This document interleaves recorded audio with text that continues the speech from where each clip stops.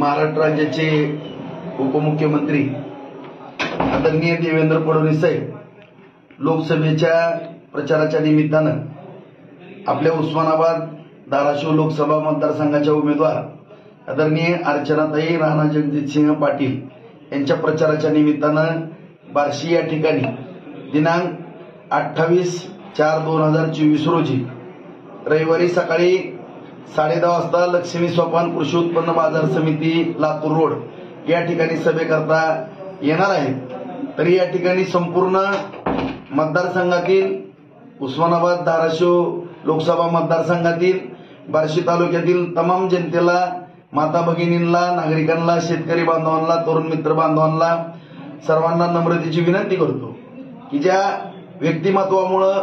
आज बार्शी तालुक्याला 2,500 कोटीहून अधिक निधी मिळालेला आहे, या ठिकाणी पाण्याचे प्रश्न, शेतीच्या पाण्याचे प्रश्न मार्गी लागले, त्याची प्रत्यक्ष उपसा सिंचन योजनेची कामं सुरू झाली,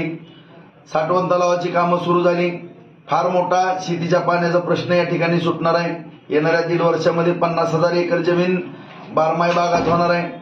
त्याचबरोबर MIDCची युद्ध पातळीवरती सुरुवात झालेली आहे, कारखानदारी उभारू लागलेले, दुसरी MIDC व्हायला होती, संतनाद कारखाना चालू होतोय, बार्शी शहराला पाणी पुरवठ्याची योजना त्यांच्या माध्यमातून मिळालेली आहे। माननीय नरेंद्र मोदी साहेबांच्या मार्गदर्शनाखाली शिंदेसाहेब, फडणवीस साहेब, अजितदादा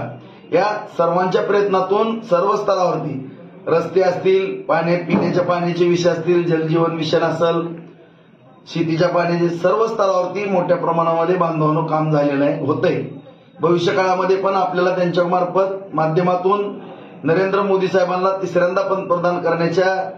उद्दिष्ट डोळ्यासमोर ठेवून आपला